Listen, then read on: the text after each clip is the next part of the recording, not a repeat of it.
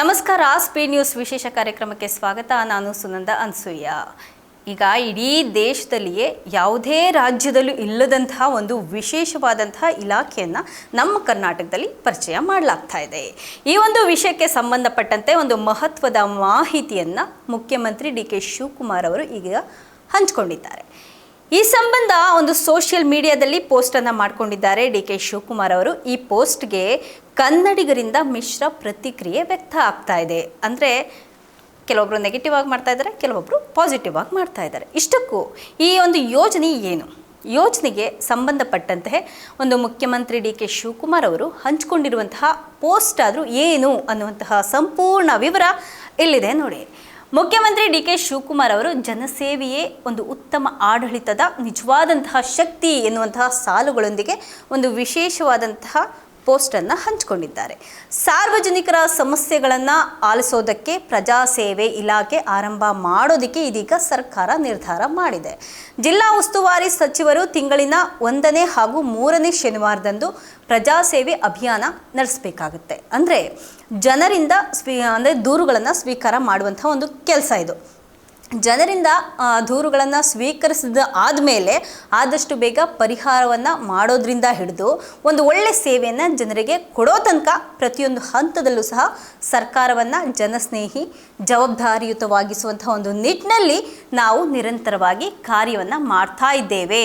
ಪ್ರಜಾಸೇವೆ ಅಭಿಯಾನ ಹಾಗೆ ಆಡಳಿತಾತ್ಮಕ ಸುಧಾರಣೆಗಳ ಮೂಲಕ ಜನರ ನಡುವೆನೇ ಇದ್ದು ಅವರ ಸಮಸ್ಯೆಗಳಿಗೆ ನಾವು ಶೀಘ್ರವಾದಂತಹ ಪರಿಹಾರವನ್ನು ಕಲ್ಪಿಸೋದು ಸರ್ಕಾರದ ಉದ್ದೇಶ ಅಂತ ಹೇಳಿಬಿಟ್ಟು ಡಿ.ಕೆ. ಶಿವಕುಮಾರ್ ಅವರು ಒಂದು ಪೋಸ್ಟನ್ನು ಹಂಚಿಕೊಂಡಿದ್ದಾರೆ.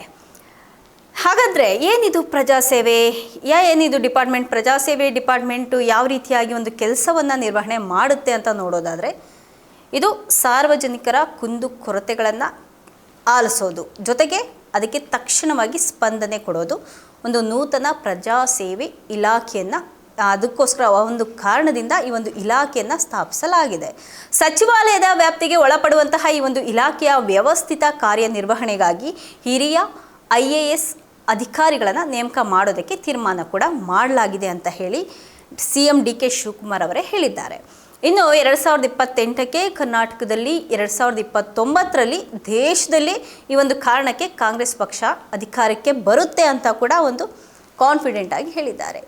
ಪ್ರಜಾಸೇವೆ ಇಲಾಖೆಯ ಒಂದು ಮುಖ್ಯ ಉದ್ದೇಶ ಏನು ಅನ್ನೋದು ನೋಡೋದಾದರೆ, ಸಾರ್ವಜನಿಕರ ಎಲ್ಲ ದೂರು ಹಾಗೆ ಕುಂದುಕೊರತೆಗಳ ಪರಿಹಾರಕ್ಕೆ ಒಂದೇ ಸೂರಿನಡೆ ಒಂದು ವ್ಯವಸ್ಥೆಯನ್ನು ಕಾಲಮಿತಿಯಲ್ಲಿ ಪರಿಹಾರ ಮಾಡೋದು ಈ ಒಂದು ಉದ್ದೇಶ ಆಗಿದೆ. ಈ ಒಂದು ಡಿಪಾರ್ಟ್ಮೆಂಟ್ನ ಉದ್ದೇಶ ಆಗಿದೆ. ಹಾಗೆ ಇಲಾಖೆಗಳ ನಡುವೆ ಒಂದು ಸಮನ್ವಯ ಸಾಧಿಸಿ ನಿಗದಿತ ಸಮಯದೊಳಗೆ ಜನರ ಸಮಸ್ಯೆಗಳಿಗೆ ಪರಿಹಾರವನ್ನು ಕೊಡೋದು.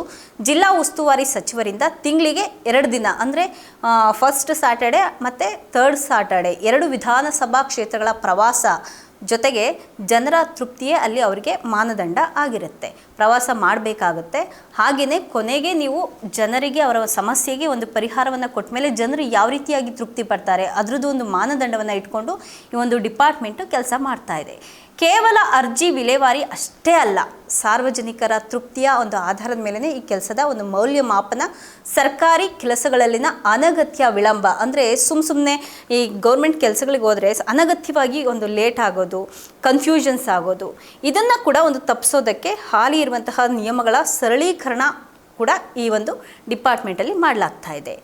ಹಾಗೆ ಜೊತೆಗೆ ಉತ್ತಮವಾದಂತಹ ಪದ್ಧತಿಗಳ ಅನುಷ್ಠಾನದೊಂದಿಗೆ ಆಡಳಿತದಲ್ಲಿ ನಿರಂತರ ಕಲಿಕೆ ಹಾಗೆ ನಾವೀನ್ಯತೆಗೆ ಆದ್ಯತೆಯನ್ನು ಕೂಡ ಕೊಡಲಾಗುತ್ತೆ ಅಂತ ಹೇಳಿ ಡಿ.ಕೆ. ಶಿವಕುಮಾರ್ ಅವರು ತಮ್ಮ ಪೋಸ್ಟ್ ಮೂಲಕ ಹಂಚಿಕೊಂಡಿದ್ದಾರೆ.